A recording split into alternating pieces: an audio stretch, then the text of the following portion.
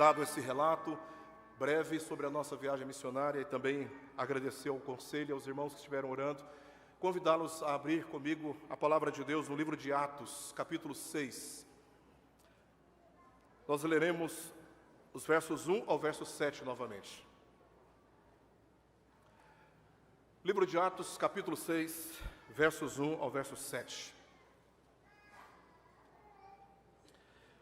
A palavra de Deus diz assim: Ora, naqueles dias, multiplicando-se o número dos discípulos, houve murmuração dos helenistas contra os hebreus, porque as viúvas deles estavam sendo esquecidas na distribuição diária.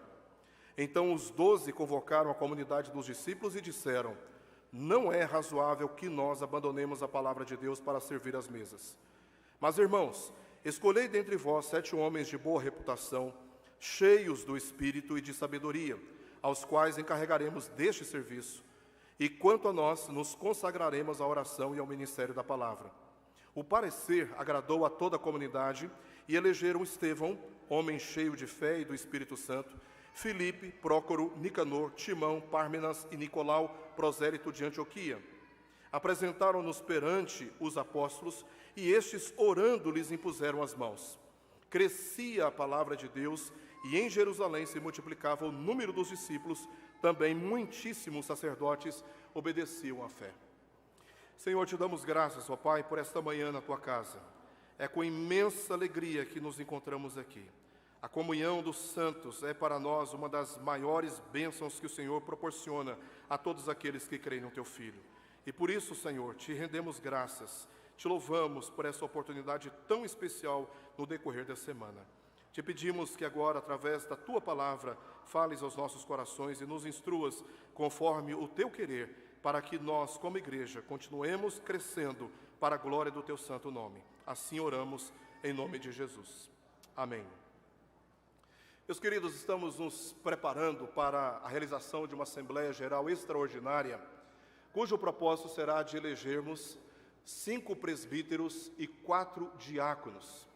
E como parte desta preparação, nós planejamos 3 mensagens baseadas neste texto de Atos capítulo 6, versos 1 ao verso 7, para trazer à igreja instruções. A primeira mensagem, ela teve como tema as bases ou a criteriosa escolha de líderes na igreja. E essa mensagem foi ministrada aqui no primeiro domingo do mês de junho. Depois, no primeiro domingo do mês de julho, nós trouxemos a mensagem O Sistema Bíblico de Governo Eclesiástico. Foi uma perspectiva que nós demos ou apreendemos do próprio texto. E hoje, primeiro domingo de agosto, o tema que eu estou trazendo aos irmãos é a eleição de homens na igreja. E este tema, ele é sempre cercado por muitas dificuldades. Primeiramente, por causa do sexismo, que é uma ideologia que prega a superioridade dos gêneros. Daí, por causa dessa influência ideológica e mundana que há no mundo, nós temos uma outra dificuldade que temos que lidar, que é a falsa acusação de que a Igreja Presbiteriana do Brasil é machista e não valoriza as mulheres. Eu digo falsa acusação porque quem fala isso, com certeza não conhece o trabalho da SAF, não conhece, no nosso caso particular, o trabalho das amigas da SAF, não está observando as inúmeras mulheres que nós temos dentro da Igreja Presbiteriana do Brasil, dedicadas às escolas dominicais, lecionando aulas, missionárias, mulheres que estão cooperando nos trabalhos sociais, muitas vezes mais do que juntas diaconais eleitas para este propósito. Há na Igreja Presbiteriana do Brasil muitas mulheres dedicadas, inclusive dando palestras Brasil afora, nas igrejas presbiterianas, porque estão habilitadas e autorizadas a trazer mensagens bíblicas da parte do Senhor. Também por causa do falso moralismo, além do sexismo, do qual nós lidamos com o machismo, tem também o problema do falso moralismo, que são reivindicações de que as mulheres são como os homens. E quem pensa assim, geralmente confunde direitos civis com vocações existenciais e vocações bíblicas. E não bastando isso, meus irmãos, muitos desprezam o ensino da palavra de Deus. Não importa o que diz a palavra de Deus, e sim o que eu penso. E aí, muitos vão dizer, olha, os tempos são outros, o mundo mudou, já não é mais como antigamente. A palavra de Deus foi escrita há mais de 2000 anos atrás. As tradições, os costumes, os valores eram outros. É uma cultura oriental e antiga. Nós estamos no Ocidente, numa cultura paganizada. Estamos vivendo a uma distância muito grande temporal daquele contexto e, portanto, porque os tempos mudaram, é preciso também enxergar o ensino da palavra de Deus de uma maneira diferente. Essa é uma declaração de desprezo à palavra de Deus, desprezo à suficiência e autoridade das Escrituras. Também, muitos evitam tratar sobre essas questões por medo de represálias, críticas, preconceitos, rejeições e até isolamento dentro das igrejas. Recentemente vimos uma igreja presbiteriana da nossa denominação, em que foi autorizado, e eu quero acreditar, pelo próprio sistema de governo, pelo próprio conselho, a eleição de diaconisas e presbíteras na igreja. E isso se tornou público, porque foi exposto no site da igreja. Então, eu fico pensando, por que será que algumas igrejas enveredam por este caminho? Com certeza, há um ou os dois motivos: desprezo pela palavra de Deus ou medo até de sofrer um preconceito, uma pressão interna, e aí, para evitar sofrer um isolamento, acaba admitindo direções nesta área. Contudo, meus irmãos, nós não seguimos as tendências do mundanismo e aqui afirmamos clara e evidentemente o nosso compromisso com as verdades bíblicas, independente do que pensa a sociedade hoje. Para nós, a palavra de Deus é autoridade suficiente para conduzir a nossa vida como igreja local. Este assunto, obviamente, ele requer maior tempo de explicações e mais profundidade, mas como o nosso tempo aqui é curto, me limitarei apenas aos aspectos mais fundamentais deste assunto que é importantíssimo para a nossa compreensão e maturidade como igreja. E eu quero começar falando sobre os episódios da criação. O homem, ele foi primordialmente designado por Deus para exercer a liderança. E de acordo com aquilo que lemos em Gênesis capítulo 2, versos 15 ao verso 20, Deus o criou e lhe deu intransferivelmente as seguintes vocações.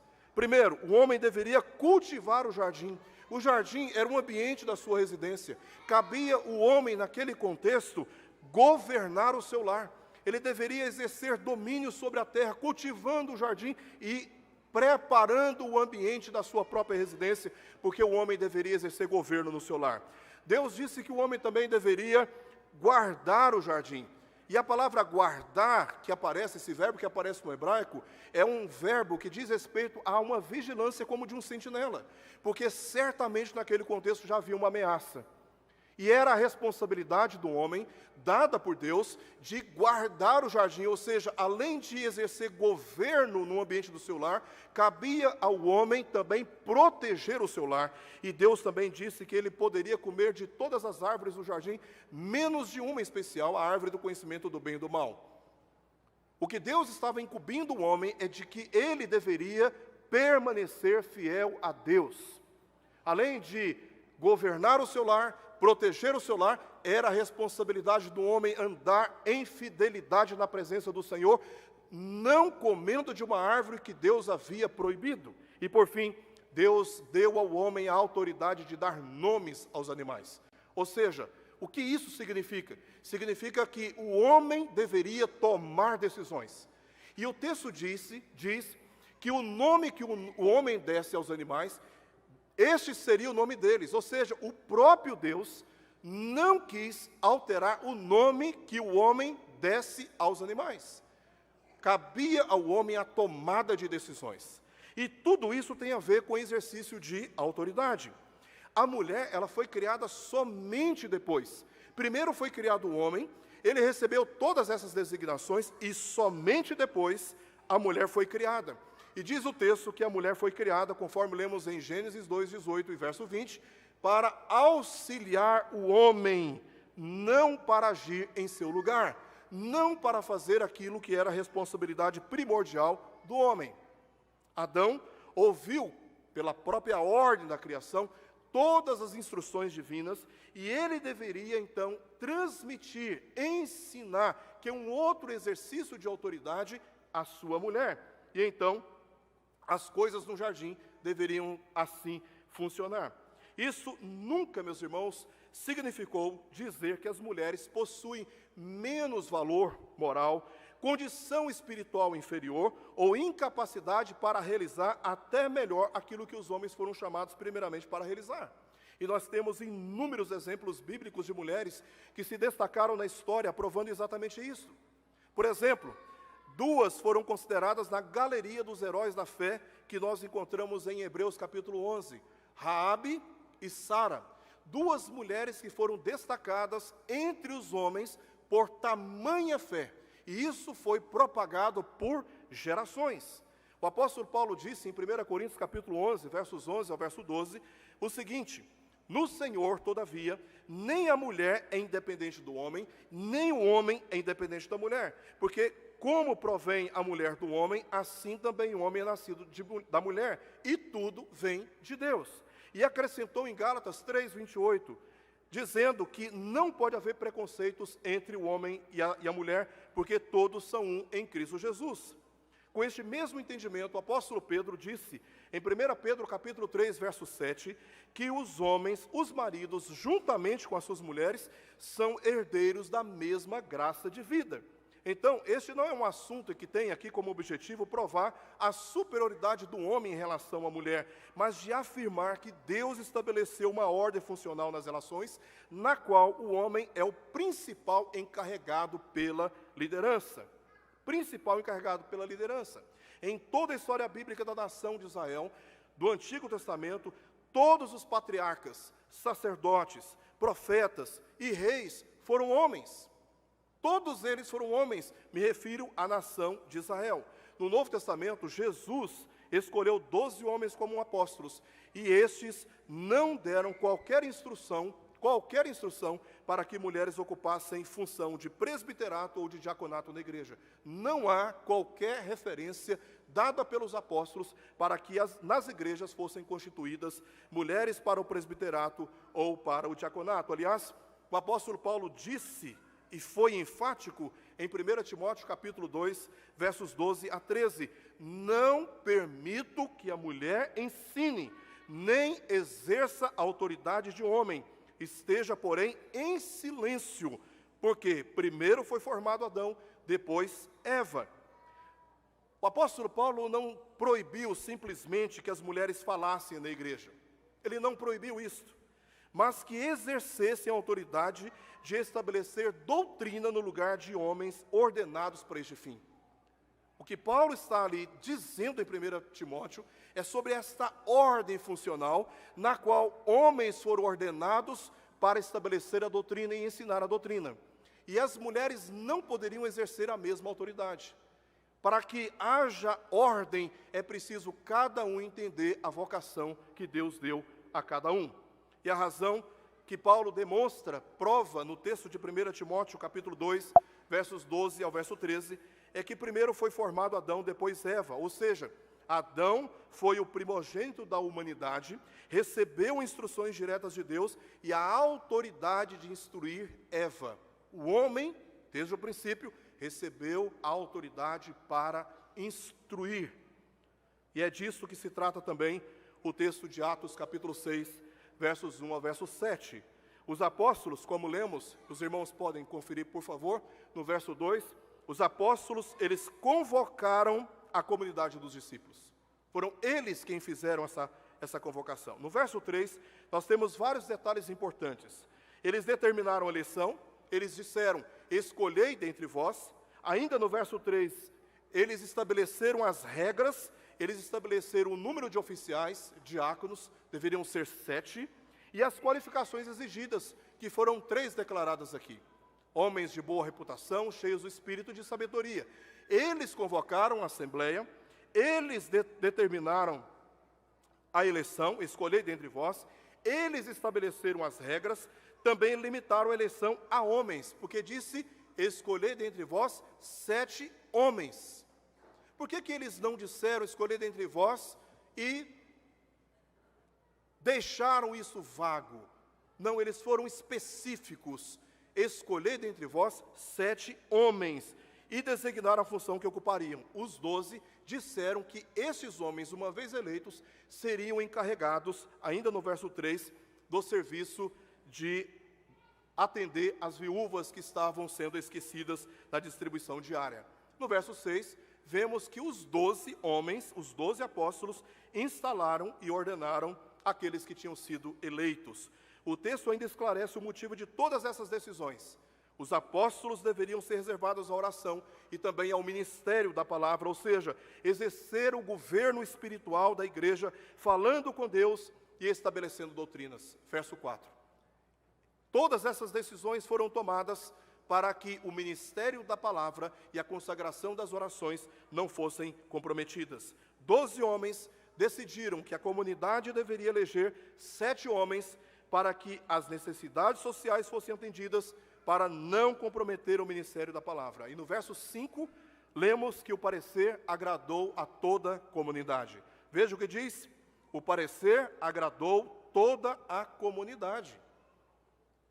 Não houve murmurações, não houve contestações, não houve rebeldias do tipo: vocês são machistas, por que estão escolhendo somente homens? Não, houve por parte da igreja maturidade para compreender que não se tratava de preconceito ou de machismo, mas de fidelidade vocacional do homem exercer a autoridade da liderança, a fim de cuidar inclusive das mulheres viúvas que estavam sendo esquecidas na distribuição diária, é o que diz o verso 1.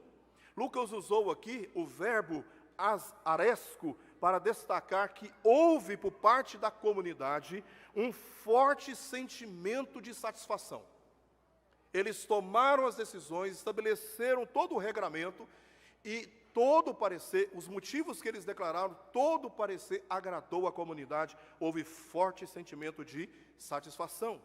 Na igreja, meus irmãos, ninguém é superior ao outro, mas servos uns dos outros, e é isso que nós temos falado aqui na exposição de Paulo a Filipenses, na epístola de Filipenses.